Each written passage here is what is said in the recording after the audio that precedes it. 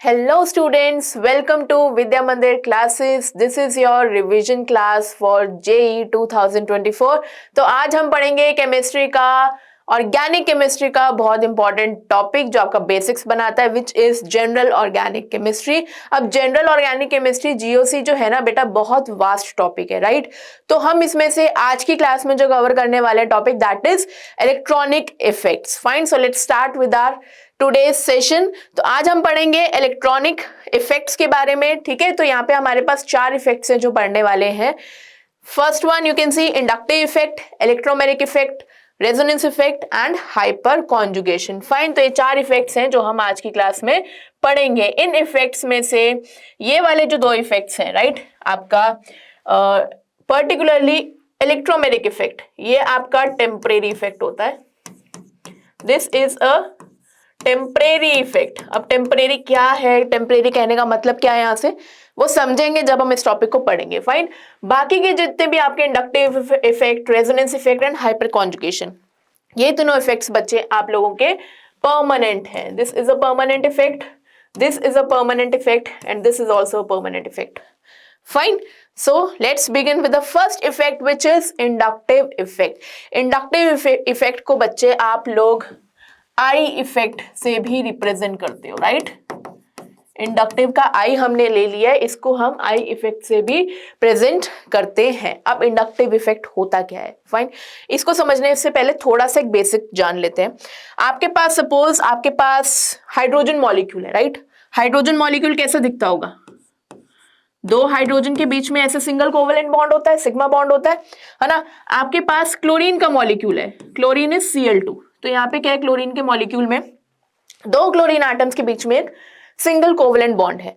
तो ये हमने जो हाइड्रोजन मॉलिक्यूल और क्लोरीन मॉलिक्यूल का एग्जांपल लिया, क्यों लिया ये बात को समझो।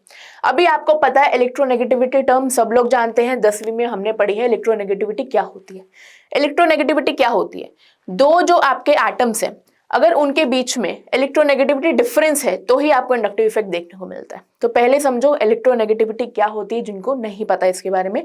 इलेक्ट्रोनेगेटिविटी आपकी क्या होती है, किसी भी कोवेलेंट बॉन्डेड मॉलिक्यूल में, कोवेलेंटली बॉन्डेड मॉलिक्यूल में जो 2 इन्वॉल्व्ड एटम्स हैं, अगर उनमें से एक एटम उस बॉन्ड पेयर को, है ना, जो भी आपका सिग्मा बॉन्ड है, सपोज ये आपका हाइड्रोजन के बीच में जो ये है सिग्मा बॉन्ड है, राइट।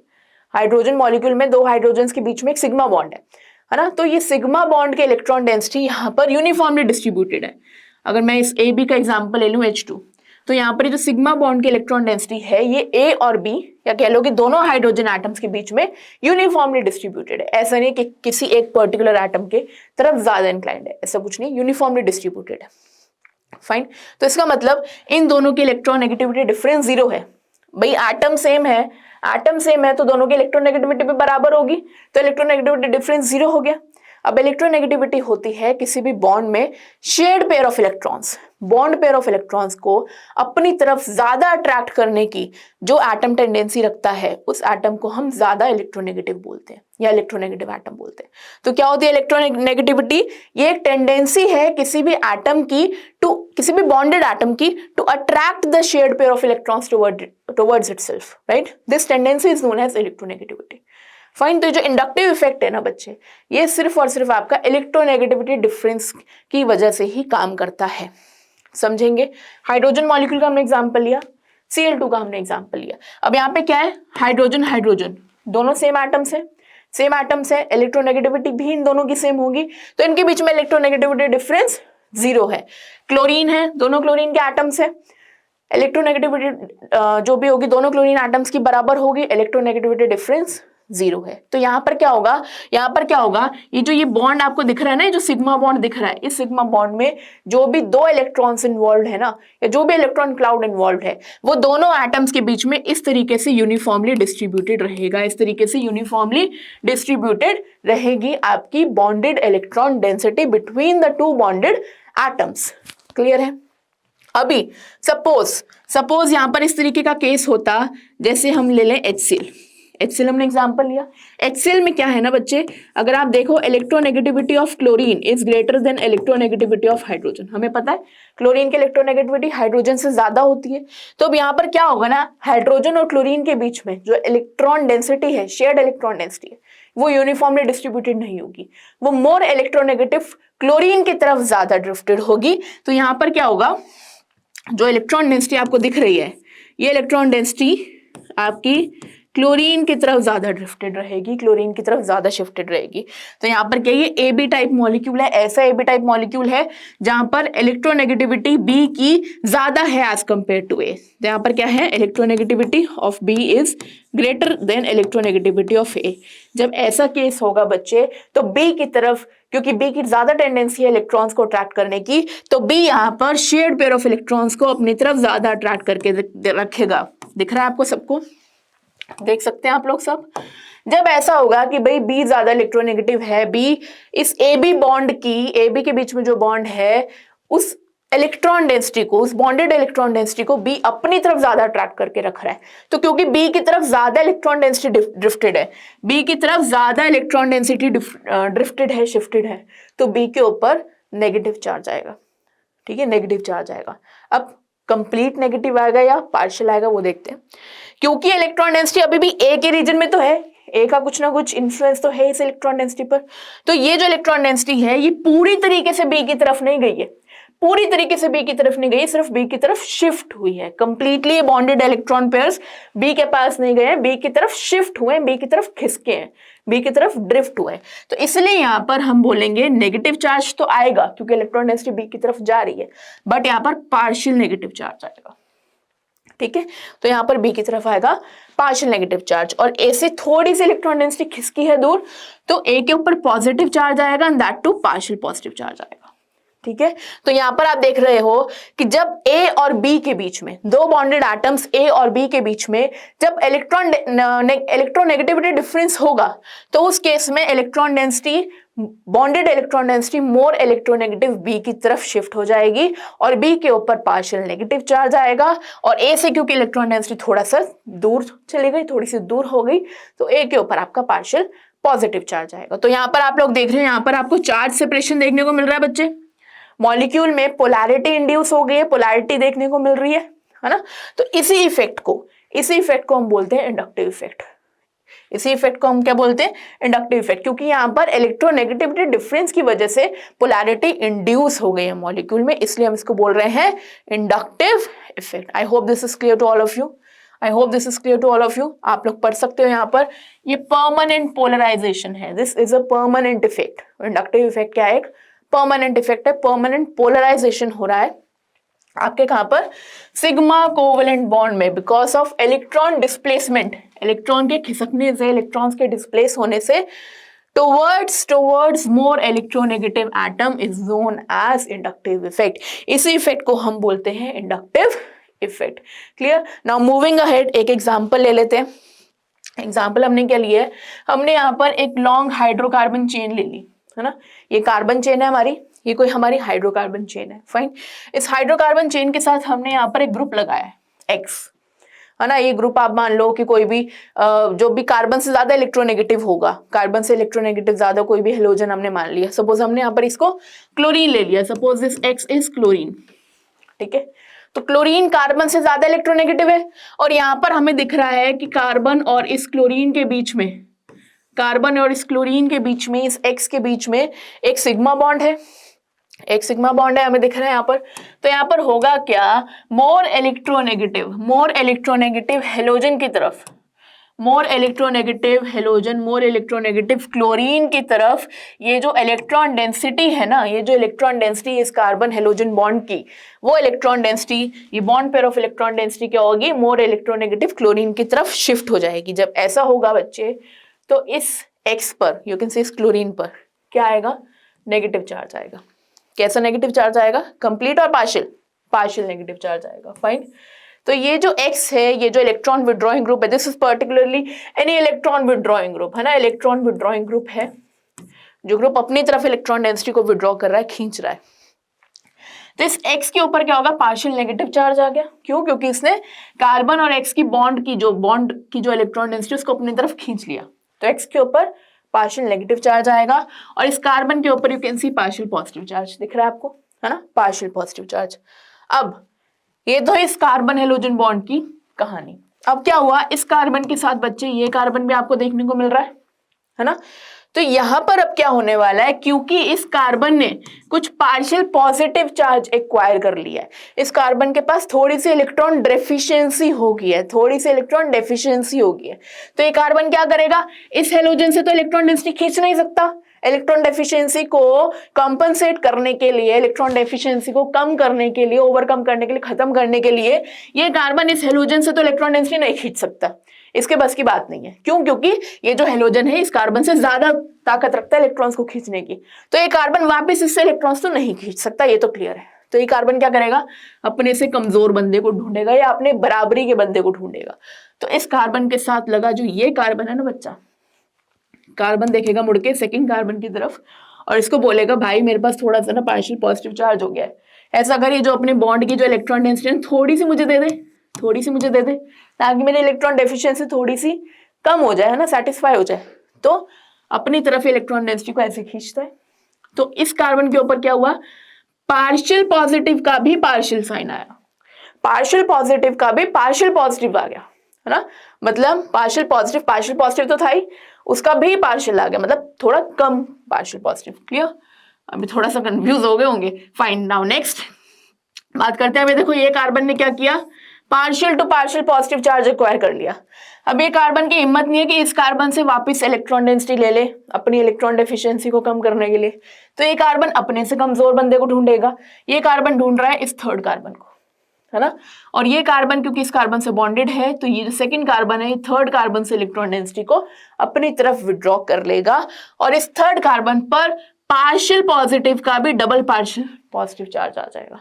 ठीक है, मतलब ये जो चार्ज है ना triple partial positive, this is least positive charge, है ना, उसके बाद आपका डबल पार्शियल पॉजिटिव चार्ज है और पार्शियल पॉजिटिव चार्ज का मैग्नीट्यूड, ये मैग्नीट्यूड की बात कर रहे हैं बच्चे, इनका पार्शियल पॉजिटिव का मैग्नीट्यूड ज्यादा है क्योंकि ये जो ग्रुप था, ये जो कार्बन था, ये डायरेक्टली इलेक्ट्रॉन विड्रॉइंग ग्रुप के साथ अटैच्ड है, तो इस कार्बन में से ज्यादा इलेक्ट्रॉन डेंसिटी खींची जाएगी।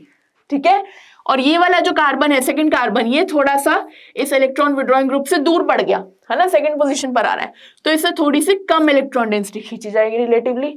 और ये जो थर्ड कार्बन है ये काफी दूर पड़ गया इस इलेक्ट्रॉन विड्रॉइंग ग्रुप से, तो इससे थोड़ी और कम इलेक्ट्रॉन डेंसिटी खींची जाएगी। क्लियर है? फोर्थ कार्बन की बात करो तो फोर्थ कार्बन को तो फील ही नहीं होगा, महसूस ही नहीं होगा कि यहाँ पर इलेक्ट्रॉन विड्रॉइंग ग्रुप जैसा कोई ग्रुप या कोई एटम बैठा है जिसका नेचर क्या है, हमारी इलेक्ट्रॉन डेंसिटी को खींचना, इस तक बात ही नहीं पहुंचेगी फोर्थ कार्बन तक। और फिफ्थ कार्बन तो बिल्कुल सो ही रहा होगा, इसको तो पता ही नहीं चलेगा क्या हो गया। ठीक है, क्योंकि आगे क्या है, ये 1, 2 और 3 तीन कार्बन आगे कहानी निपटाने के लिए बैठे हैं। ठीक है, तो फोर्थ कार्बन और फिफ्थ कार्बन पर ये इंडक्टिव इफेक्ट पता ही नहीं चलेगा, इनको फील ही नहीं होगा। तो यहाँ पर आप देख रहे हो जैसे जैसे इस इलेक्ट्रॉन विड्रॉइंग ग्रुप का डिस्टेंस बढ़ रहा है कार्बन के साथ, मतलब जितने जितने कार्बन दूर हो रहे हैं इस इलेक्ट्रॉन विड्रॉइंग ग्रुप से, उन कार्बन पर इंडक्टिव इफेक्ट लग ही नहीं रहा है ना। तो इंडक्टिव इफेक्ट क्या है? इंडक्टिव इफेक्ट है जो it dies off with distance, जैसे जैसे इलेक्ट्रॉन विड्रॉइंग ग्रुप से या आपके इलेक्ट्रॉन डोनेटिंग ग्रुप से आपकी हाइड्रोकार्बन चेन के जो कार्बन्स हैं उनका डिस्टेंस अगर बढ़ता जाएगा, वैसे वैसे इंडक्टिव इफेक्ट की इंटेंसिटी डिक्रीज होती जाएगी। क्लियर है चीज? फाइन, तो inductive effect decreases as the distance of electron withdrawing group from carbon atom increases. I hope बात क्लियर है ना। तो ये जो इंडक्टिव इफेक्ट है this is a distance dependent effect. ये क्या है? डिस्टेंस डिपेंडेंट इफेक्ट है। This effect inductive effect dies off with distance, जैसे जैसे इलेक्ट्रॉन विड्रॉइंग ग्रुप या इलेक्ट्रॉन डोनेटिंग ग्रुप का डिस्टेंस कार्बन एटम से बढ़ता जाएगा, उन कार्बन एटम्स पर इंडक्टिव इफेक्ट फील ही नहीं होगा, पता ही नहीं लगेगा। क्लियर है चीज? तो ये कुछ बेसिक थे इंडक्टिव इफेक्ट के। Now we will move on to types of inductive effect. देखेंगे क्या क्या टाइप्स हमारे पास। तो mainly we have two types of inductive effect, one is your plus I effect, another one is your minus I effect.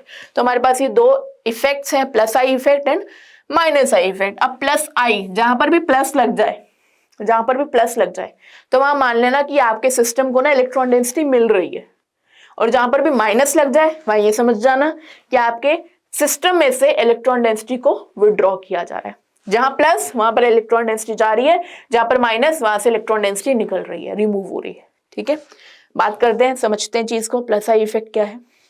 देखो plus I effect आपको तब देखने को मिलता है जब आपकी हाइड्रोकार्बन चेन या आपके सिस्टम के साथ कोई एक इलेक्ट्रॉन रिलीज करने वाला ग्रुप लगा हो। मतलब जो आपके हाइड्रोकार्बन चेन को इलेक्ट्रॉन डेंसिटी दे सके, जैसे O नेगेटिव ग्रुप आप यहाँ पे देख रहे हो, O नेगेटिव की सबसे ज्यादा टेंडेंसी है प्लस आई इफेक्ट शो करने की। मतलब O नेगेटिव ग्रुप बहुत इजीली आपके हाइड्रोकार्बन चेन में या आपके सिस्टम में इलेक्ट्रॉन डेंसिटी को दे देगा। तो यहाँ पर ये आपकी हाइड्रोकार्बन चेन को इलेक्ट्रॉन डेंसिटी दे रहा है, ठीक है, हाइड्रोकार्बन चेन की तरफ इलेक्ट्रॉन डेंसिटी को फेंक रहा है, ठीक है। तो यहाँ पर क्योंकि आपके सिस्टम को, आपकी चेन को इलेक्ट्रॉन डेंसिटी मिल रही है, तो जो इफेक्ट यहाँ पर आपको देखने को मिल रहा है बच्चे, this is plus I effect, plus inductive effect. यहाँ पर देखेंगे प्लस आई इफेक्ट कौन शो करते हैं, प्लस आई ग्रुप्स। तो ये जितने भी ग्रुप्स रखे हैं ना बच्चे, ये सब आपके प्लस आई ग्रुप्स है ना, प्लस आई इफेक्ट देने वाले ग्रुप्स है,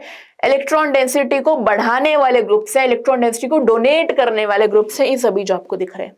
और ये क्या, ये ऑर्डर है इनका इंडक्टिव इफेक्ट शो करने का। ये ऑर्डर क्या है इनका कि भाई कितनी इजीली इलेक्ट्रॉन डेंसिटी को दे सकते हैं। तो out of all O negative सबसे ज्यादा इजीली इलेक्ट्रॉन डेंसिटी को दे सकता है सिस्टम में, देन आपका CO negative carboxylate group, then आपका कोई भी एल्काइल ग्रुप Cr3 है ना, टर्शियल एल्काइल ग्रुप, देन आपका सेकेंडरी एल्काइल ग्रुप, आपका primary alkyl group, and then आपका मिथाइल, देन आपका deuterium and tritium, deuterium and hydrogen, ठीक है। तो ये ऑर्डर है of some plus I groups showing plus I effect. Fine. तो प्लस आई इफेक्ट क्या होता है, प्लस आई इफेक्ट आपके प्लस आई ग्रुप शो करते हैं। कैसे शो करते हैं, जब ये एटम या ग्रुप इलेक्ट्रॉन्स को डोनेट करते हैं, that donates electrons to other atom via sigma bond are called electron donating group. Sigma bond से इलेक्ट्रॉन डेंसिटी दे रहा है ना, सिग्मा बॉन्ड से इलेक्ट्रॉन डेंसिटी दे रहा है। तो इंडक्टिव इफेक्ट आप देख रहे हो, it operates only with sigma covalent bonds. यहाँ पर पाई बॉन्ड की हम कोई कहानी नहीं पढ़ते, यहाँ पर हम लोन पेयर्स की कोई कहानी नहीं पढ़ते, यहाँ पर हम नेगेटिव चार्ज की कोई कहानी नहीं पढ़ते, ठीक है। तो जो भी इलेक्ट्रॉन्स का डिस्प्लेसमेंट हो रहा है that is happening only through sigma covalent bond. Clear है, फाइन। तो plus I effect plus I group show करते हैं। और प्लस आई ग्रुप्स की क्या टेंडेंसी होती है, ये कुछ एटम्स या ग्रुप ऑफ एटम्स होते हैं जो आपके सिस्टम में सिग्मा बॉन्ड के थ्रू इलेक्ट्रॉन डेंसिटी को डोनेट करते हैं। Fine. So this is about your plus I effect. ये कुछ ग्रुप्स हैं जो प्लस आई इफेक्ट दिखाते हैं। Now moving ahead is your minus I effect, है ना। दो टाइप से प्लस आई, दूसरा is minus I. Minus I effect में क्या होता है, माइनस आ गया मतलब इलेक्ट्रॉन डेंसिटी को सिस्टम में से विड्रॉ कर लेगा, खींच लेगा। तो माइनस आई इफेक्ट शो करते हैं ये कुछ माइनस आई ग्रुप्स, ये कुछ माइनस आई ग्रुप्स हैं। ये इनका ऑर्डर है, ऑर्डर ऑफ इफेक्ट है। फाइन। तो यहां पर क्या होता है, माइनस आई इफेक्ट आपके माइनस आई ग्रुप्स शो करते हैं, इलेक्ट्रॉन विड्रॉइंग ग्रुप्स शो करते हैं, जो क्या करते हैं आपकी कार्बन चेन में से, हाइड्रोकार्बन चेन में से या आपके सिस्टम में से इलेक्ट्रॉन डेंसिटी को सिग्मा बॉन्ड्स के थ्रू विड्रॉ करते हैं, सिग्मा बॉन्ड्स के थ्रू इलेक्ट्रॉन्स को विड्रॉ करते हैं, ठीक है। ये सभी ग्रुप्स आपके माइनस आई ग्रुप्स होते हैं। और जो इफेक्ट दिखाई देता है वो आपका होता है माइनस आई इफेक्ट। क्लियर। तो this is about plus I effect and minus I effect. Now moving ahead applications, थोड़ी सी एप्लीकेशंस पढ़ लेते हैं ऑफ इंडक्टिव इफेक्ट। देखो यहाँ पर आपको स्क्रीन पर ना 1 and 2 दो एसिड्स देखने को मिल रहे हैं। एसिड्स कार्बोक्सिलिक एसिड है ये, EWG is your electron withdrawing group जो इसके साथ लगा हुआ है, EDG is your electron donating group. अभी क्या होता है ना, एसिड्स की खास बात क्या होती है, एसिड्स कब कहलाते हैं, जब वो पानी में उतर के या एक्वा सॉल्यूशन में उतर के H+ आयंस रिलीज कर दें। हाँ, दोनों एसिड्स हैं। आप बोलोगे हाँ मैम इसमें क्या है, दोनों ही H+ आयंस रिलीज कर देंगे, दोनों ही H+ आयंस रिलीज कर देंगे और हमें कुछ इस तरीके से कार्बोक्सिलेट आयन मिल जाएगी और ये निकल गया H+ आयन सॉल्यूशन में, है ना। नीचे भी आप बोलोगे अच्छा ये भी तो कार्बोक्सिलिक एसिड है, तो यहाँ पर भी यही वो काम करेगा ना जो हर एक एसिड करता है, ये भी कार्बोक्सिलेट आयन बना देगा और ये भी H+ आयन बना देगा। बट यहाँ पर कहानी ये है कि दोनों ही H+ आयन तो रिलीज कर देंगे, दोनों एसिड की तरह तो बिहेव करेंगे, पर कौन बेटर एसिड है, कौन आपका इजीली H+ आयन रिलीज कर देगा, कौन बेटर एसिड है, कौन बेटर एसिड होगा दोनों में से, जो इजीली H+ आयन रिलीज कर देगा। अब इजीली कौन H+ आयन रिलीज करेगा, इजीली कौन H+ आयन रिलीज करेगा बच्चे, जिसका ये कॉन्जुगेट बेस, इसको हम बोलते हैं conjugate base, this is your conjugate base, ये अगर एसिड है ना बेटा, तो एसिड जब H+ आयन रिलीज कर देता है तो कॉन्जुगेट बेस बनाता है ना। ये भी एसिड है, इस एसिड ने जब H+ आयन रिलीज किया तो इसने क्या बनाया बच्चे, कॉन्जुगेट बेस। ठीक है बात। अब हम बात कर रहे थे कौन सा एसिड बेटर है। वो एसिड बेटर है जो इजीली H+ आयन रिलीज कर देगा। कौन इजीली H+ आयन रिलीज करेगा, जिसका ये जो कॉन्जुगेट बेस है ये स्टेबल कॉन्जुगेट बेस है। यहां पर आप देख रहे हो स्टेटमेंट लिखी हुई है, strong acids have stable conjugate basis. Strong acids have stable conjugate basis. जिसका कॉन्जुगेट बेस स्टेबल होगा वो इजीली H+ आयन रिलीज कर देगा और वो एक बेटर एसिड, स्ट्रॉन्ग एसिड होगा। क्लियर है। अब ये कैसे पता करेंगे कि कॉन्जुगेट बेस की स्टेबिलिटी क्या होगी। यहां पर आपको दिख रहा है कार्बोक्सिलेट के ऑक्सीजन के ऊपर नेगेटिव चार्ज दिख रहा है। जितना बेटर तरीके से ये नेगेटिव चार्ज हल्का हो जाए, इसके ऊपर क्या है, नेगेटिव चार्ज का लोड है बहुत। अभी जैसे जैसे हम नेगेटिव चार्ज अगर इजीली हल्का कर पाइए, इजीली अपने नेगेटिव चार्ज को डिस्पर्स कर दे, हल्का कर दे, तो उतना ये स्टेबल आयन बन जाएगा, है ना। आयंस में क्या होता है, आयंस आपके पॉजिटिव या नेगेटिव चार्ज होते हैं ना। अगर पॉजिटिव चार्ज कम कर दोगे स्टेबल हो जाएगी, नेगेटिव चार्ज कम कर दोगे स्टेबल हो जाएगी। तो यहाँ पर क्या है, ये आपका कॉन्जुगेट बेस है, कार्बोक्सिलेट अनायन है। अगर जितना इजीली इसका नेगेटिव चार्ज डिस्पर्स हो जाएगा, खत्म हो जाएगा, हल्का पड़ जाएगा, उतना ही स्टेबल कॉन्जुगेट बेस हो जाएगा और उतना ही स्ट्रॉन्ग एसिड हो जाएगा। अब कहानी आती है, पूरी कहानी डिपेंडेंट है इन दो ग्रुप्स पर, है ना। कॉन्जुगेट बेस की स्टेबिलिटी भी इन दो ग्रुप्स पर डिपेंड कर रही है। कैसे, देखो अगर इलेक्ट्रॉन विथड्रॉइंग ग्रुप होगा, इलेक्ट्रॉन विथड्रॉइंग ग्रुप की टेंडेंसी क्या है, इलेक्ट्रॉन विथड्रॉइंग ग्रुप की टेंडेंसी क्या है, इलेक्ट्रॉन्स को अपनी तरफ खींचने की। तो अगर इलेक्ट्रॉन विथड्रॉइंग ग्रुप है जो कि -I इफेक्ट शो करता है, जो कि -I इफेक्ट शो करता है, तो ये क्या करेगा, इस सिग्मा बॉन्ड के थ्रू इलेक्ट्रॉन डेंसिटी को अपनी तरफ खींचेगा। इस सिग्मा बॉन्ड के थ्रू इलेक्ट्रॉन डेंसिटी को अपनी तरफ विथड्रॉ करेगा, अपनी तरफ खींचेगा, leading to dispersal of this negative charge. तो ये नेगेटिव चार्ज हल्का होता जाएगा, है ना। तो यहाँ पर इंडक्टिव इफेक्ट भी लग रहा है, साथ साथ में रेजोनेंस इफेक्ट तो लग ही रहा है, दैट इज अनदर स्टोरी, इसको बाद में पढ़ेंगे। बट यहाँ पर हमारा मेन फोकस इंडक्टिव इफेक्ट पर है। तो इंडक्टिव इफेक्ट यहाँ पर लग रहा है। इंडक्टिव इफेक्ट से क्या हो रहा है, जो आपका ये इलेक्ट्रॉन विथड्रॉइंग ग्रुप है, ये electron withdrawing group sigma bond के थ्रू इलेक्ट्रॉन डेंसिटी को अपनी तरफ खींच रहा है, -I इफेक्ट शो कर रहा है और इस कॉन्जुगेट बेस को स्टेबल बना रहा है, इस कॉन्जुगेट बेस को स्टेबल बना रहा है। This one is the stable conjugate base, है ना। अब नीचे वाला भी देख लेते हैं, इलेक्ट्रॉन डोनेटिंग ग्रुप क्या कर रहा है। इलेक्ट्रॉन डोनेटिंग ग्रुप बच्चे यहाँ पर आपका +I इफेक्ट दे रहा है, ये यहाँ पर +I इफेक्ट दिखाएगा इलेक्ट्रॉन डोनेटिंग ग्रुप, और क्या करेगा, इस सिग्मा बॉन्ड के थ्रू इलेक्ट्रॉन डेंसिटी इस कार्बोक्सिलेट आयन की तरफ फेंकेगा, है ना।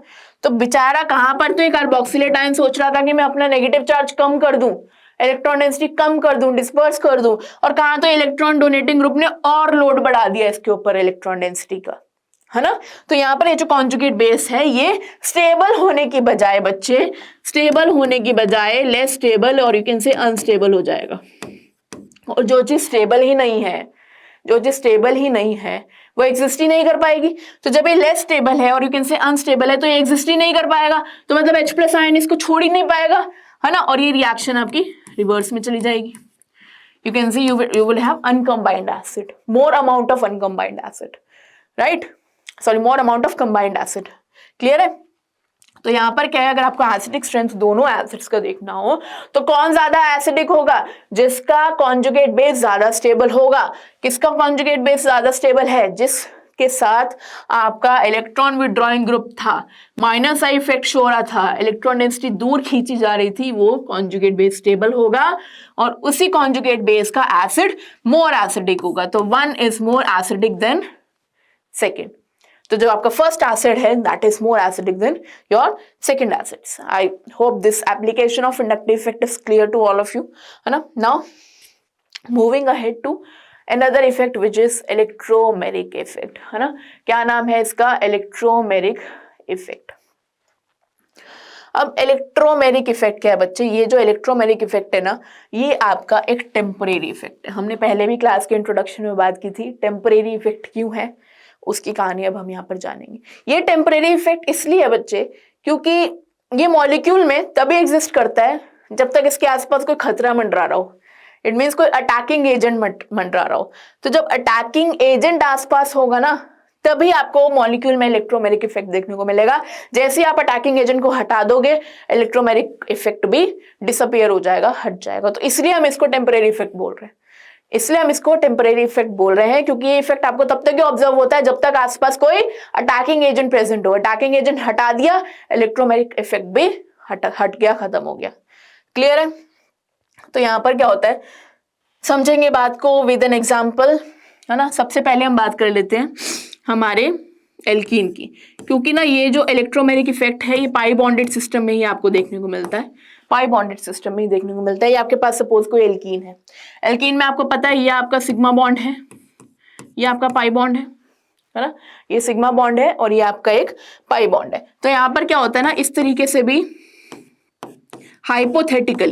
हाइपोथेटिकली अगर मान लो कोई आपके आसपास इस मॉलिक्यूल के आसपास कोई अटैकिंग रिएजेंट है, तो ये जो पाई बॉन्ड है ना, pi electron density, see pi electron density is loosely held, tightly held नहीं होती दोनों एटम्स के बीच में, क्योंकि पाई बॉन्ड क्या होता है आपका साइडवेज ओवरलैपिंग से बनता है। तो साइडवेज ओवरलैपिंग इतनी इफेक्टिव नहीं होती है ना, इतनी इफेक्टिव नहीं होती एज कम्पेयर टू आपका एंड टू एंड और हेड ऑन ओवरलैपिंग, है ना, जिससे सिग्मा बॉन्ड बनता है। तो इसलिए sigma bonds are always stronger than pi bonds, और you can say pi electron density is loosely held, है ना।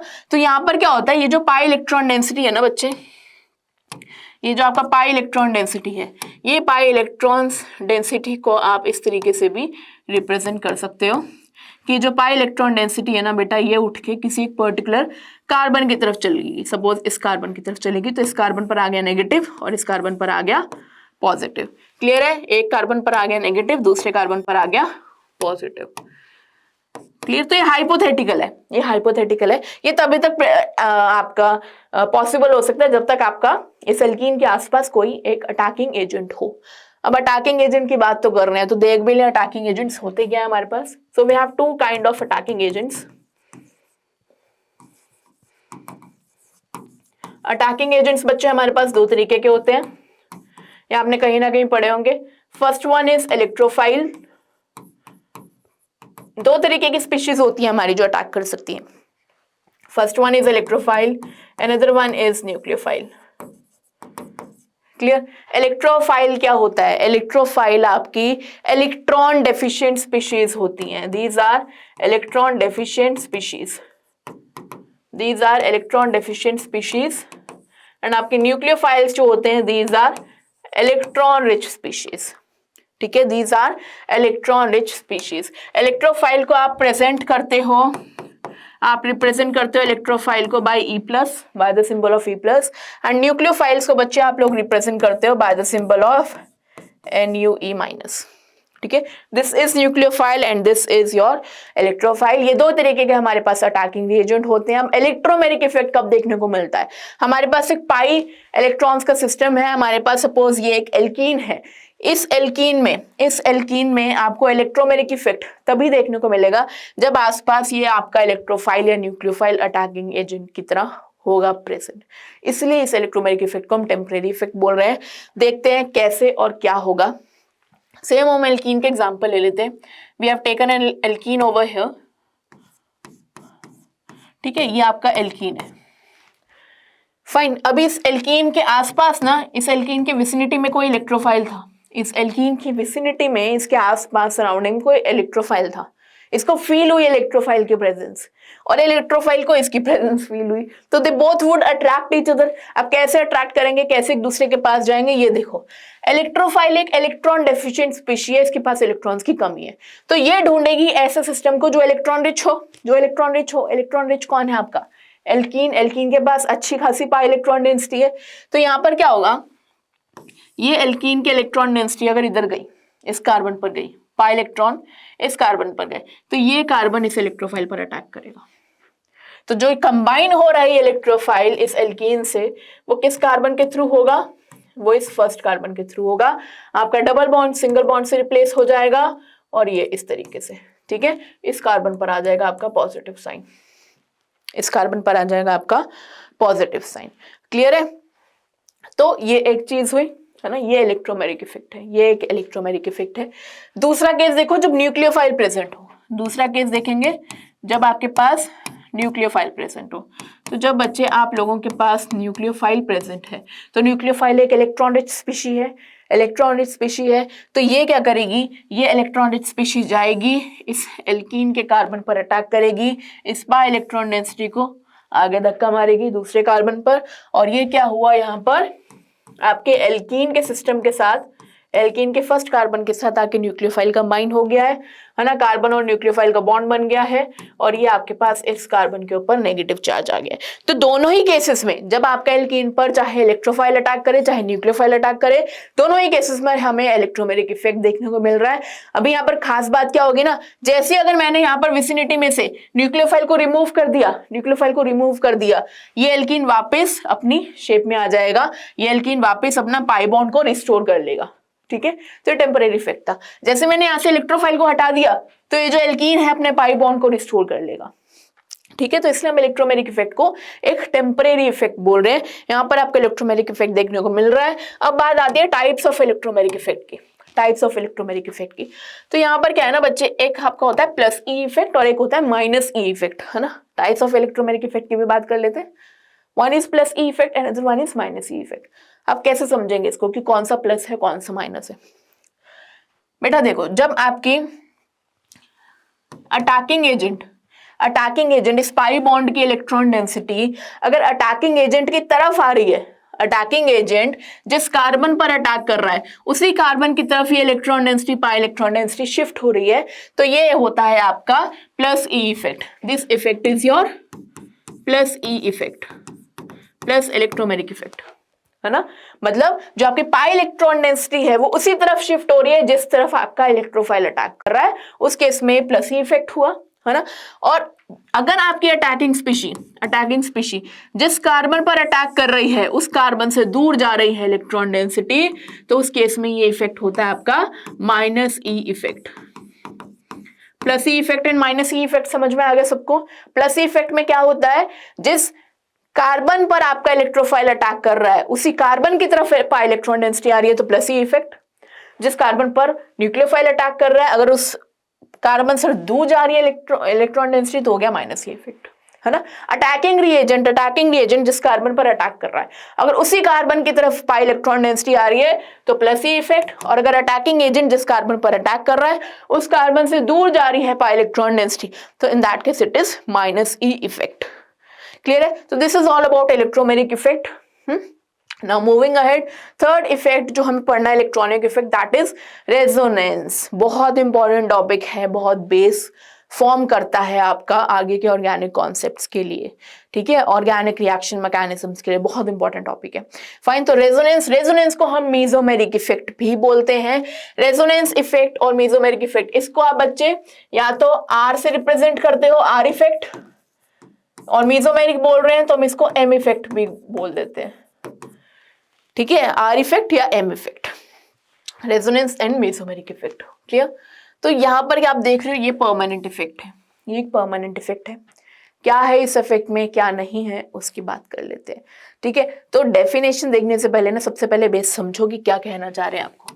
रेजोनेंस आपको कैसे, किस टाइप के मॉलिक्यूल्स, हर एक टाइप के मॉलिक्यूल में आपको रेजोनेंस नहीं देखने को मिलता है, हर एक टाइप के ऑर्गेनिक मॉलिक्यूल में आपको रेजोनेंस देखने को नहीं मिलता है। रेजोनेंस कुछ सिर्फ आपको special type of conjugated systems में आपको रेजोनेंस देखने को मिलता है। कॉन्जुगेटेड सिस्टम क्या होते हैं वो देखते हैं। आपके पास सपोज ऐसा कोई मॉलिक्यूल है which is CH2 double bond CH double bond CH2, ये आपके पास है एक एल्कीन, राइट, डाई एल्कीन है आपके पास। अभी यहाँ पर क्या है बच्चे, आप अगर यहाँ पर देखो ध्यान से तो ये क्या है, ये आपका एक डबल बॉन्ड है, ये आपका सिंगल बॉन्ड है कार्बन कार्बन के बीच में, और ये कार्बन कार्बन के बीच में डबल बॉन्ड है। तो यहाँ पर double bond single bond double bond, double bond single bond double bond. तो you can say you have here alternate double and single bonds, we have here alternate double and single bonds। हम इस बात को बोल सकते हैं, इस alter double and single bonds, in alternate double and single bonds को हम बोलते हैं फाइन लैंग्वेज में कॉन्जुगेटेड सिस्टम। हम इनको बोलते हैं फाइन लैंग्वेज में कॉन्जुगेटेड सिस्टम। यहां पर कॉन्जुगेशन है, क्यों? क्योंकि यहां पर पाई बॉन्ड है ना, डबल बॉन्ड देन आपका single bond, then double bond, then आगे further single bond, double bond, single bond, double bond, इस तरीके से ऑल्टरनेट पोजीशंस पर आपके double bond and single bond बने हुए हैं, लगे हुए हैं। इस तरीके के सिस्टम को बच्चे हम कॉन्जुगेटेड सिस्टम बोलते हैं। इन तरीके के सिस्टम्स को हम क्या बोलते हैं बेटा? कॉन्जुगेटेड सिस्टम बोलते हैं। और इन्हीं तरीके के सिस्टम्स में आपको रेजोनेंस इफेक्ट देखने को मिलता है। कैसे? ये पाई इलेक्ट्रॉन डेंसिटी, आपने पहले भी बात की है, पाई इलेक्ट्रॉन डेंसिटी क्या होती है? लूजली हेल्ड होती है। लूजली हेल्ड होती है तो ये मोबाइल भी होते हैं, लेकिन easily delocalized, they can easily move around in the molecule, provided the system should be a conjugated system, provided system आपका conjugated system होना चाहिए। तो पाई इलेक्ट्रॉन डेंसिटी गई इस कार्बन पर और ये पाई इलेक्ट्रॉन डेंसिटी गई इस कार्बन पर। मूवमेंट यहाँ पर देखना, मूवमेंट यहाँ पर देखना, यहाँ पर बॉन्ड टू बॉन्ड जा रहा है पाई इलेक्ट्रॉन डेंसिटी और यहाँ पर बॉन्ड टू एटम आ रहा है पाई इलेक्ट्रॉन डेंसिटी। कैसे देखेंगे इस चीज को? तो आपका रिजल्टिंग क्या बन गया स्ट्रक्चर? रिजल्टिंग रेजोनेटिंग स्ट्रक्चर आपका बना CH2 CH, इस कार्बन से इलेक्ट्रॉन डेंसिटी दूर जा रही थी, इस कार्बन पर आ गया पॉजिटिव चार्ज, है ना, CH डबल बॉन्ड CH और ये CH2 नेगेटिव। ठीक है, इस कार्बन पर इलेक्ट्रॉन डेंसिटी आ रही है, बॉन्ड टू एटम जा रहा है मूवमेंट, तो इस पर आ गया नेगेटिव चार्ज। क्लियर? तो ये आपका रेजोनेटिंग स्ट्रक्चर बनेगा। ये होता है आपका resonance. Resonance is mainly what? Resonance is delocalization of pi electron density. Pi electron density के एक conjugated system, provided you should have a conjugated system, you should have a conjugated system. Conjugated system में loosely held pi electron density के घूमने को, पाई electron density के घूमने को हम बोलते हैं रेजोनेंस। ठीक है, तो ये चीज है। और क्या पॉसिबिलिटीज है मॉलिक्यूल्स की जहां पर आपको रेजोनेंस देखने को मिलता है, वो भी हम एक बार देख लेते हैं। आपके पास सपोज इस तरीके का मॉलिक्यूल है CH2 डबल बॉन्ड CH और ये X, यहाँ पर कोई लोन पेयर ऑफ इलेक्ट्रॉन्स है, राइट? इस तरीके के मॉलिक्यूल में क्या होगा? इस तरीके का डीलोकलाइजेशन होगा इलेक्ट्रॉन डेंसिटी का। क्यों? क्योंकि ये लोन पेयर भी क्या है? लोन पेयर भी फ्री टू मूव है, ये बॉन्डेड नहीं है। This is not a bond pair, ये बाउंडेड नहीं है। This is lone pair, this is free to move. तो ये लोन पेयर क्या है? आपका कॉन्जुगेशन में है पाई इलेक्ट्रॉन डेंसिटी के साथ। तो यहाँ पर लोन पेयर और पाई बॉन्ड का कॉन्जुगेशन सिस्टम है, कॉन्जुगेटेड सिस्टम है। तो यहाँ पर इस तरीके से इलेक्ट्रॉन डेंसिटी घूमेगी। रेजोनेटिंग स्ट्रक्चर आपका बनेगा CH2 negative, single bond CH और डबल बॉन्ड X और इसके ऊपर आ जाएगा पॉजिटिव। क्लियर? तो ये आपका एक रेजोनेटिंग स्ट्रक्चर बन गया, एक एग्जांपल हो गया। Now next another example is जहाँ पे CH2 डबल बॉन्ड CH और यहाँ पर एक नेगेटिव चार्ज है। Negative charge also represents electron richness, है ना, इलेक्ट्रॉन रिचनेस को रिप्रेजेंट करता है। तो यहाँ पर भी क्या है? नेगेटिव चार्ज और ये पाई बॉन्ड कॉन्जुगेशन में है, ऑल्टरनेट पोजिशन पर है। तो यहाँ पर bond atom to bond and then bond to atom, atom to bond and then bond to atom movement हो रहा है। तो यहाँ पर क्या होगा? आपका CH2 के ऊपर, इसके ऊपर आएगा नेगेटिव चार्ज, ये हो गया आपका CH और ये हो गया डबल बॉन्ड आपका X। क्लियर है चीज? क्लियर है? तो इस तरीके के सिस्टम्स में आपको रेजोनेंस देखने को मिलता है, यहाँ पर डीलोकलाइजेशन देखने को मिलती है। Now moving ahead we have types of resonance, है ना, types of resonance. Types of resonance में बच्चे आपके वैसे ही plus R effect and minus R effect, plus R effect को आप प्लस एम इफेक्ट भी बोलते हो, माइनस आर इफेक्ट को आप माइनस एम इफेक्ट भी बोलते हो। प्लस आर इफेक्ट में क्या होता है? प्लस आर इफेक्ट में क्या होता है? सपोज मेरे पास एक कॉन्जुगेटेड सिस्टम है, suppose I have a conjugated system like this, ये इस तरीके का मेरे पास एक बेंजीन है, ये है ना, कॉन्जुगेटेड सिस्टम है, एरोमेटिक सिस्टम है। अब इस पे मैंने ग्रुप लगा दिया, अब सारी कहानी इस ग्रुप पर डिपेंड करेगी। मैंने ऐसा ग्रुप लगाया है जो इस कॉन्जुगेटेड सिस्टम में इलेक्ट्रॉन डेंसिटी को दे दे, जो इस कॉन्जुगेटेड सिस्टम में इलेक्ट्रॉन डेंसिटी को डोनेट कर दे। तो ये जो ग्रुप लगाया, सपोज हमारे पास पहला एग्जांपल Cl का है, क्लोरीन का। सपोज हमने क्लोरीन लगाया, क्लोरीन की जगह you can take OH also, OH भी ले सकते हो, कोई भी ले सकते हो, है ना। तो हमने यहाँ पे सपोज क्लोरीन की जगह OH लगा लिया, है ना, इजियर टू अंडरस्टैंड। हमने यहाँ पर OH लगा दिया। अब ऑक्सीजन के पास पता है आपको 2 लोन पेयर्स होंगे, इट हैज 2 लोन पेयर्स, है ना। ये क्या आपका ये फिनॉल है आपका, है ना। तो यहाँ पे क्या है, OH ऐसा ग्रुप है जो प्लस आर इफेक्ट शो करता है, मतलब इलेक्ट्रॉन डेंसिटी देता है इस सिस्टम में, है ना, इलेक्ट्रॉन डेंसिटी देता है इस सिस्टम में। अब सब बच्चे बॉन्ड मूवमेंट्स को बहुत ध्यान से देखेंगे, सब बच्चे इसमें बहुत कंफ्यूजन कर जाते हैं, लोगों से बनते ही नहीं है ये रेजोनेटिंग स्ट्रक्चर्स एरोमेटिक सिस्टम्स के। फाइन, तो यहाँ पर क्या होगा, क्योंकि मुझे पता है OH एक इलेक्ट्रॉन डोनेटिंग सिस्टम है, ये क्या करेगा, ये प्लस आर इफेक्ट शो करता है, ये मेरे कॉन्जुगेटेड सिस्टम में इलेक्ट्रॉन डेंसिटी को देगा। तो क्या होगा, यहाँ पर दोनों लोन पेयर में से कोई एक लोन पेयर, सिर्फ कोई एक लोन पेयर, यहाँ पर ऑक्सीजन एटम है, एटम के ऊपर लोन पेयर है, ये एटम से बॉन्ड पे जाएगा, एंड देन ये आपका बॉन्ड है पाई बॉन्ड, ये पाई बॉन्ड एटम पे आएगा। यहाँ पर atom to bond and then bond to atom movement हो रहा है। क्लियर, तो हमें यहाँ पर फिनॉल का सिस्टम देखने को मिल रहा है। यहाँ पर जो पाई इलेक्ट्रॉन डेंसिटी का लोन पेयर का और पाई इलेक्ट्रॉन डेंसिटी का जो मूवमेंट है कैसे देखेंगे, यहाँ पर एटम से bond and then bond to atom movement हुआ है। आपका जो ये रेजोनेटिंग स्ट्रक्चर बनेगा वो देखो, ये जो दो पाई बॉन्ड्स हैं दे विल रिमेन इंटैक्ट रहेंगे, इन पर अभी कोई डिस्टर्बेंस नहीं आया। ये पाई बॉन्ड इस कार्बन पर गया था, यहाँ पर आ गया नेगेटिव चार्ज। यहाँ पर ये लोन पेयर ऑक्सीजन और कार्बन के बीच में गए थे, तो यहाँ पर ये ऑक्सीजन और कार्बन के बीच में डबल बॉन्ड हो गया, ये OH। ये lone pair as it is रहेगा, और क्योंकि इस लोन पेयर ने डीलोकलाइजेशन में खुद को इन्वॉल्व कर लिया है, तो इस ऑक्सीजन के ऊपर आ जाएगा पॉजिटिव चार्ज। क्लियर, तो ये फर्स्ट रेजोनेटिंग स्ट्रक्चर है। अब नेक्स्ट क्या होगा, नेक्स्ट अगेन मूवमेंट वही होगा आपका, एटम पर नेगेटिव चार्ज है, atom to bond and then bond to atom movement होगा, atom to bond and then bond to atom movement होगा। बना क्या यहाँ पर, ये हुआ नेगेटिव चार्ज, ये OH और ये पॉजिटिव, ठीक है, इस तरीके से। अब अगेन मूवमेंट देखो, अगेन अब आपका एटम टू बॉन्ड जाएगा एंड बॉन्ड टू एटम जाएगा, एटम टू बॉन्ड मूवमेंट गया and then bond to atom आया। यहाँ पर क्या बनेगा आपका, next resonating structure would look like this, ठीक है, ये आपका पाई बॉन्ड, ये आपका पाई बॉन्ड, यहाँ चला गया नेगेटिव चार्ज, ये हो गया डबल बॉन्ड O और ये आपका पॉजिटिव चार्ज, ठीक है। एंड देन अगेन आपका एटम पर नेगेटिव चार्ज है, atom to bond and then bond back to atom, ये होगा। तो यहाँ पर आप लोग मूवमेंट दे सकते हो, मूवमेंट आपका किस तरीके का है, atom to bond, bond to atom, atom to bond, bond to atom, इस तरीके का मूवमेंट है जो आपका नेक्स्ट रेजोनेटिंग स्ट्रक्चर बनेगा। This is completely identical to your first structure from where you started, है ना। तो आपका फर्स्ट स्ट्रक्चर एंड आपका last structure they both are same.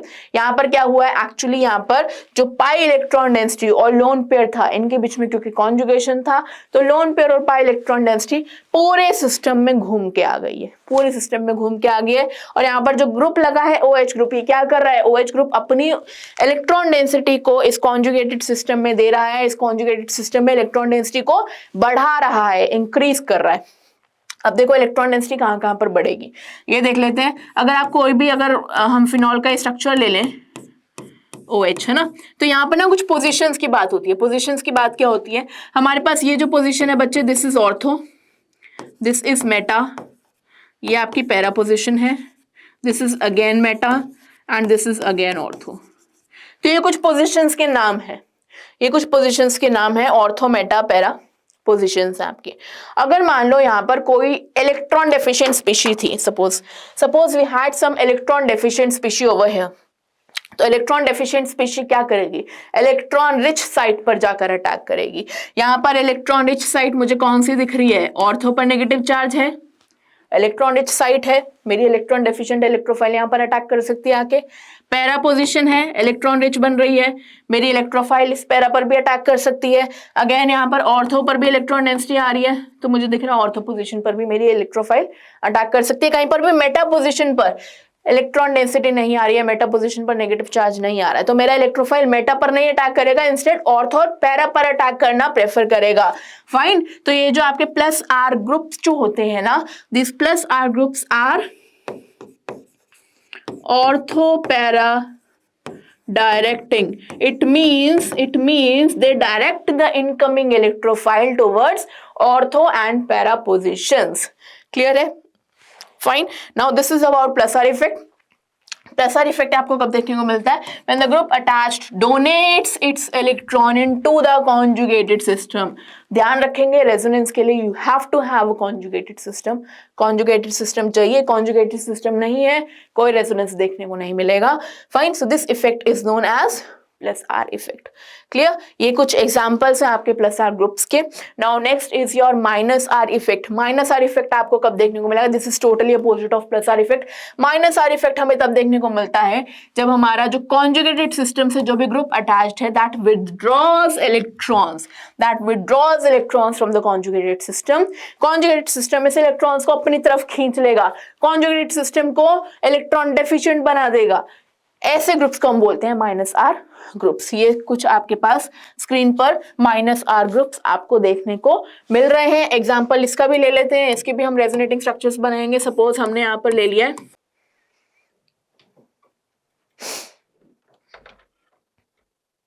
Now the next effect is your minus R effect. Minus R effect आपको कब देखने को मिलेगा? जब जो आपका ग्रुप अटैच्ड है उस ग्रुप की टेंडेंसी है कि वो इलेक्ट्रॉन डेंसिटी को कॉन्जुगेटेड सिस्टम में से विड्रॉ कर लेता है, खींच लेता है अपनी तरफ। तो माइनस आर इफेक्ट में क्या होता है? जो भी आपका ग्रुप अटैच्ड है that withdraws electrons from the conjugated system. Conjugated system में से इलेक्ट्रॉन डेंसिटी को अपनी तरफ विड्रॉ कर लेता है, खींच लेता है। ऐसे ग्रुप्स को हम बोलते हैं माइनस आर ग्रुप। और इन ग्रुप्स की वजह से जो इफेक्ट देखने को मिलता है that is minus R effect. Minus R effect की वजह से क्या होता है? कॉन्जुगेटेड सिस्टम में इलेक्ट्रॉन्स का अकाल पड़ जाता है, इलेक्ट्रॉन डेंसिटी डिक्रीज हो जाती है। ठीक है, ये कुछ स्क्रीन पर बच्चे आपके माइनस आर ग्रुप्स हैं जो कि इलेक्ट्रॉन विड्रॉइंग टेंडेंसी दिखाते हैं रेजोनेंस करते हुए। फाइन, एग्जांपल लेंगे हम आपका। यहां पर एक एग्जांपल ले लेते हैं हम बेंजल्डिहाइड का। हम यहां पर एग्जांपल ले लेते हैं, है ना। इस तरीके से दिखता है आपका बेंजल्डिहाइड, है ना। ये आपका बेंजल्डिहाइड है। अब यहां पर भी देखो क्योंकि इलेक्ट्रॉन विड्रॉ करता है, माइनस आर ग्रुप है CHO। आपका एल्डिहाइड एक माइनस आर ग्रुप है, तो ये यहाँ पर पाई कॉन्जुगेटेड सिस्टम में से कैसे इलेक्ट्रॉन डेंसिटी को विड्रॉ करेगा? देखो बच्चे, ऑक्सीजन कार्बोनिल ग्रुप का जो कार्बन ऑक्सीजन पाई बॉन्ड है, ऑक्सीजन क्योंकि मोर इलेक्ट्रोनेगेटिव है कार्बन से, इलेक्ट्रॉन डेंसिटी को बाय इलेक्ट्रॉन डेंसिटी को अपनी तरफ खींचेगा। ये कार्बन इलेक्ट्रॉन डेफिशिएंट होगा तो ये कार्बन पाई कॉन्जुगेटेड सिस्टम में से एरोमेटिक रिंग में से इलेक्ट्रॉन डेंसिटी को अपनी तरफ खींचेगा। क्या रेजोनेटिंग स्ट्रक्चर बनेगा? देखो क्या रेजोनेटिंग स्ट्रक्चर बनेगा। ये जो दो पाई बॉन्ड्स हैं ये तो इंटैक्ट रहेंगे, है ना। यहाँ पर इस कार्बन से इलेक्ट्रॉन डेंसिटी विड्रॉ हुई है, इस कार्बन पर आएगा पॉजिटिव चार्ज, यहाँ पर आएगा डबल, ये आएगा O नेगेटिव और ये आएगा H। ठीक है, अब यहाँ पर क्या होगा? ये जो पाई बॉन्ड है क्योंकि यहाँ पॉजिटिव आ गया तो यहाँ पे एक तरीके से बॉन्ड टू बॉन्ड मूवमेंट चढ़ेगी। यहाँ पर ये बॉन्ड है, बॉन्ड से बॉन्ड की तरफ इलेक्ट्रॉन डेंसिटी आई है। क्या रेजोनेटिंग स्ट्रक्चर बनेगा देखेंगे। ये आपका इधर ये पॉजिटिव चार्ज और ये double bond carbon O negative and ये H। ठीक है, ये अब क्या हुआ? बॉन्ड टू बॉन्ड मूवमेंट चलेंगे यहाँ पर, है ना। पहले वाले केस में आपके atom to bond, bond to atom जा रहे थे मूवमेंट्स। अब यहाँ पर मूवमेंट्स जो है वो आपके बॉन्ड टू बॉन्ड चलने वाले हैं। ठीक है, इससे इजी तरीका नहीं हो सकता रेजोनेटिंग स्ट्रक्चर्स को पढ़ने का। फाइन, अब वापस क्या होगा? इस तरीके से atom to bond and then bond to back bond. ठीक है, तो ये आपका फाइनल रेजोनेटिंग स्ट्रक्चर बना है which looks like the first structure. It completely looks like the first structure. तो ये आपके रेजोनेटिंग स्ट्रक्चर्स हैं आपके बेंजल्डिहाइड के। यहाँ पर जो एल्डिहाइडिक फंक्शनल ग्रुप है CHO that is a minus R group, ये क्या कर रहा है? कॉन्जुगेटेड सिस्टम में से इलेक्ट्रॉन डेंसिटी को अपनी तरफ खींच रहा है, विड्रॉ कर रहा है। रिंग को, साइक्लिक रिंग को, एरोमेटिक रिंग को, एराइल रिंग को क्या कर रहा है? फिनाइल रिंग को ये इलेक्ट्रॉन डेफिशिएंट कर रहा है। इलेक्ट्रॉन डेफिशिएंसी आपको किन किन साइट्स पर देखने को मिल रही है? यहाँ पर ये देखो ऑर्थो के ऊपर पॉजिटिव चार्ज आ गया, पैरा के ऊपर पॉजिटिव चार्ज आ गया, अगेन यहाँ ऑर्थो के ऊपर पॉजिटिव चार्ज आ गया। एंड सपोज अगर मेरे पास कोई इलेक्ट्रोफाइल है, कोई incoming electron deficient species electrophile है, तो क्या वो ऑर्थो और पैरा पोजीशन पर अटैक कर पाएंगी? कभी नहीं, क्योंकि ऑर्थो और पैरा तो पहले ही इलेक्ट्रॉन डेफिशिएंट है, इन पर पहले ही पॉजिटिव चार्ज है। तो incoming electrophile in ortho and para positions पर अटैक ना करके प्रेफर करेगा relatively electron rich meta positions पर, relatively electron rich meta positions पर। तो incoming electrophile would here attack on meta positions. तो आप यहां पर बोल सकते हो कि जो माइनस आर ग्रुप शो करने वाले जितने भी आपके ग्रुप्स हैं, these are meta directing groups. these are meta directing groups. They direct the incoming electrophile towards meta position. ठीक है, और आपको मेटा सब्सटीट्यूटेड प्रोडक्ट मिलेगा. ठीक है, आपको मेटा सब्सटीट्यूटेड प्रोडक्ट मिलेगा. This is about your minus R effect. Now next and last for today's topic is hyper conjugation. आपका लास्ट इलेक्ट्रॉनिक इफेक्ट है हाइपर कॉन्जुगेशन. देखो यहाँ पर भी कॉन्जुगेशन नाम आपको देखने को मिल रहा है, दैट हाइपर कॉन्जुगेशन. तो यहाँ पर भी कहीं ना कहीं से कॉन्जुगेशन होनी जरूरी है. तो देखो बच्चे, पहले वाले रेजोनेंस में तो आप पढ़ रहे थे पाई टू पाई बॉन्ड कॉन्जुगेशन, है ना, पाई दो पाई बॉन्ड्स का कॉन्जुगेशन आपस में. यहाँ पे आपने पढ़ा था ना डबल बॉन्ड, दो पाई बॉन्ड्स का आपस में कॉन्जुगेशन होना चाहिए. तो this is pi pi conjugation, है ना. देन हमने पढ़ा था लोन पेयर पाई कॉन्जुगेशन. देन हमने पढ़ा था नेगेटिव चार्ज पाई कॉन्जुगेशन पढ़े थे. तो यहाँ पर कॉन्जुगेशन हो रहा था. अब हाइपर कॉन्जुगेशन में क्या है ना बच्चे, सिर्फ यहाँ पर एक पाई बॉन्ड होता है और एक सिग्मा बॉन्ड होता है. तो यहाँ पर बेटा आपको सिग्मा पाई कॉन्जुगेशन का रिक्वायरमेंट है. सिग्मा पाई कॉन्जुगेशन का रिक्वायरमेंट है और बेसिकली यहाँ पर होता है सिग्मा पाई इंटरैक्शन. कैसे होता है यहाँ पर देखते हैं. यहाँ पर ना एक कंडीशन है. कंडीशन कैसे है, किस तरीके के मॉलिक्यूल्स में आपको हाइपर कॉन्जुगेशन देखने को मिलता है, वो चीज हम देखेंगे. यहाँ पर हमारे पास क्या है, इस तरीके का सपोज एल्कीन है, CH2 double bond CH and this carbon and this इस CH3 ग्रुप. CH3 ग्रुप को इस तरीके से हम एक्सपैंड करके लिख लेते हैं. अभी यहाँ पर क्या है बेटा, हाइपर कॉन्जुगेशन यहाँ पर इस मॉलिक्यूल में आपको देखने को मिलेगा प्रोवाइडेड आपके जो एल्कीन वाले कार्बन्स है ना, एल्कीन वाले कार्बन्स कौन से, ये दो एल्कीन वाले कार्बन्स के साथ कोई अल्फा कार्बन होना चाहिए. एल्कीन वाले कार्बन्स के साथ कोई अल्फा कार्बन होना चाहिए. और अल्फा कार्बन से जुड़े जितने भी हाइड्रोजन्स होंगे बच्चे, ये सब आपके क्या है, अल्फा हाइड्रोजन्स. ये सब आपके अल्फा हाइड्रोजन है. तो I can see here I have a total of 3 alpha hydrogens here. I have a total of 3 alpha hydrogens मुझे यहाँ पे देखने को मिल रहे हैं. तो यहाँ पर जो कॉन्जुगेशन होगा वो किनके बीच में है, या जो इंटरेक्शन होगा हाइपर कॉन्जुगेशन के लिए वो किनके बीच में है, वो है इस पाई बॉन्ड और इस सिग्मा बॉन्ड के बीच में.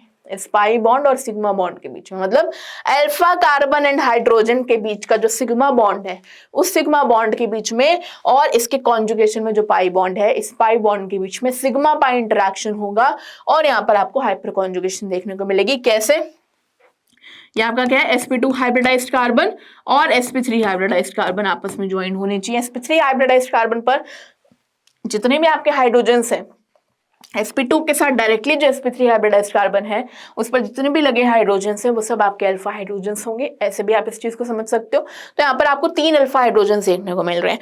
3 अल्फा हाइड्रोजन्स देखने को मिल रहे हैं, इसका मतलब 3 हाइपर कॉन्जुगेटिव स्ट्रक्चर्स यहाँ पे आपको मिलेंगे. कैसे मिलेंगे, क्या होते हैं स्ट्रक्चर्स, कैसे होता है यहाँ पर कॉन्जुगेशन और डीलोकलाइजेशन, यहाँ पर भी डीलोकलाइजेशन इलेक्ट्रॉन डेंसिटी का, वो समझते हैं. फाइन. तो यहाँ पे क्या होगा बेटा, यहाँ पर जो मूवमेंट होगा वो देखो, ये जो कार्बन हाइड्रोजन बॉन्ड का ये जो सिग्मा बॉन्ड है, ये सिग्मा बॉन्ड आपका टूटेगा, ये सिग्मा बॉन्ड टूटेगा, ये सिग्मा बॉन्ड की इलेक्ट्रॉन डेंसिटी जाएगी यहाँ पर और ये पाई बॉन्ड की इलेक्ट्रॉन डेंसिटी आएगी इस कार्बन पर. तो आपको ये जो स्ट्रक्चर देखने को मिलेगा बच्चे, स्ट्रक्चर कैसा होगा, इस कार्बन पर आ जाएगा नेगेटिव चार्ज, इस पर आ जाएगा सिंगल सिग्मा बॉन्ड, ये आया CH, ये आया डबल बॉन्ड, ये हुआ कार्बन, ये हुआ कार्बन हाइड्रोजन बॉन्ड, ये हुआ कार्बन हाइड्रोजन बॉन्ड. ये हाइड्रोजन यहाँ पर ऐसे ही रखा रहेगा क्योंकि इस हाइड्रोजन के पास से बॉन्डेड इलेक्ट्रॉन डेंसिटी हटा दी गई है. इस हाइड्रोजन पर आ जाएगा पॉजिटिव चार्ज, इस हाइड्रोजन पर आ जाएगा पॉजिटिव चार्ज. तो ये होता है आपका हाइपर कॉन्जुगेशन. यहाँ पर क्या हुआ, आपके इस सिग्मा बॉन्ड ने और इस पाई बॉन्ड के बीच में इंटरेक्शन हुआ, डीलोकलाइजेशन हुआ इलेक्ट्रॉन्स का और हाइपर कॉन्जुगेशन यहाँ पर ऑब्जर्व हुआ. फाइन. तो यहाँ पर क्योंकि आपके पास 3 अल्फा हाइड्रोजन्स हैं तो यहाँ पर 3 हाइपर कॉन्जुगेटिव स्ट्रक्चर्स बनेंगे. नेक्स्ट हाइपर कॉन्जुगेटिव स्ट्रक्चर्स में क्या होगा, ये वाला CH बॉन्ड, ये वाला CH बॉन्ड जाएगा, ये वाला CH बॉन्ड जाएगा. तो आपका क्या बनेगा, CH2 negative, CH double bond carbon hydrogen and this is your hydrogen, this is positive.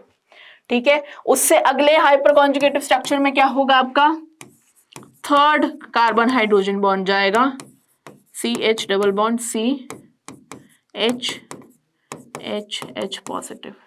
ठीक है, तो यहाँ पर आपको क्योंकि 3 अल्फा हाइड्रोजन्स थे तो यहाँ पर आपको 3 हाइपर कॉन्जुगेटिव स्ट्रक्चर्स देखने को मिल रहे हैं and this is hyper conjugation.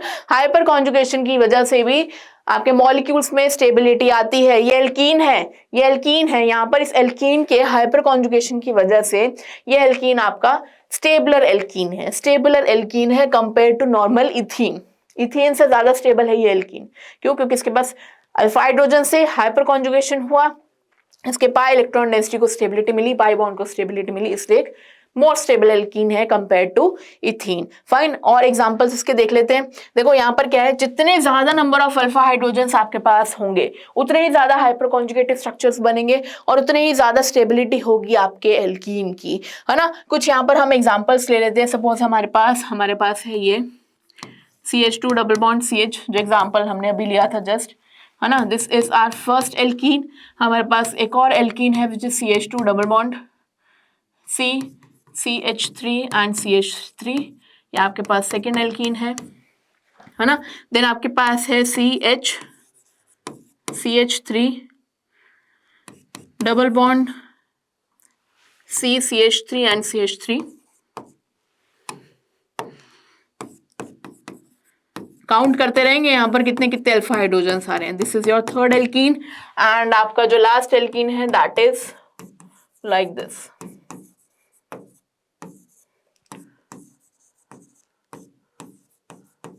ठीक है, ये आपका फोर्थ एल्कीन है। फाइन, तो यहाँ पर सबसे पहले हमारा काम क्या है, हम यहाँ पर काउंट करेंगे कितने अल्फा हाइड्रोजन्स हैं। यहाँ पर जितने अल्फा हाइड्रोजन्स होंगे उतनी ज्यादा स्टेबिलिटी होगी उस एल्कीन की। यहाँ पर फर्स्ट एल्कीन में हमारे पास कितने अल्फा हाइड्रोजन्स हैं, ये कार्बन एल्कीन वाला, इस कार्बन से जुड़ा हुआ ये अल्फा कार्बन है, इस अल्फा कार्बन से जुड़े जितने भी हाइड्रोजन्स हैं वो आपके अल्फा हाइड्रोजन्स हैं। I can see I have 3 alpha hydrogens here, है ना। सेकेंड में मेरे पास कितने हैं, 3 + 3 6, I have 6 alpha hydrogens here, है ना। थर्ड में मेरे पास कितने हैं, 3 3 6 7 8 9, I have 9 alpha hydrogens here and आपके लास्ट एल्कीन में आपके पास कितने हैं, 3 + 3 + 3 + 3 4 3 12, we have 12 alpha hydrogens here। तो जितने ज्यादा नंबर ऑफ अल्फा हाइड्रोजन्स उतनी ज्यादा एल्कीन की स्टेबिलिटी। ऑर्डर सेट करना हो एल्कीन की स्टेबिलिटी का तो क्या ऑर्डर सेट करोगे, सबसे ज्यादा और मोस्ट स्टेबल एल्कीन इसमें कौन सा है बच्चे, फोर्थ एल्कीन, देन आपका थर्ड एल्कीन, देन आपका सेकंड एल्कीन एंड देन आपका first alkene. This is what, this is the decreasing order of stability of alkene. Fine, तो हाइपर कॉन्जुगेशन की हमने एप्लीकेशन भी देख ली for the stability of alkenes. जितने ज्यादा नंबर ऑफ अल्फा हाइड्रोजन्स उतना ज्यादा हाइपर कॉन्जुगेशन का एक्सटेंट, उतनी ही ज्यादा एल्कीन की स्टेबिलिटी। फाइन, तो this was about hyper conjugation. आज की क्लास में हमने क्या पढ़ा है, inductive effect, electromeric effect, resonance or mesomeric effect, and then lastly we talked about hyperconjugation. So this is all for today's topic. If you like this video, please share it with your friends, like it and comment and do subscribe our channel. Thank you.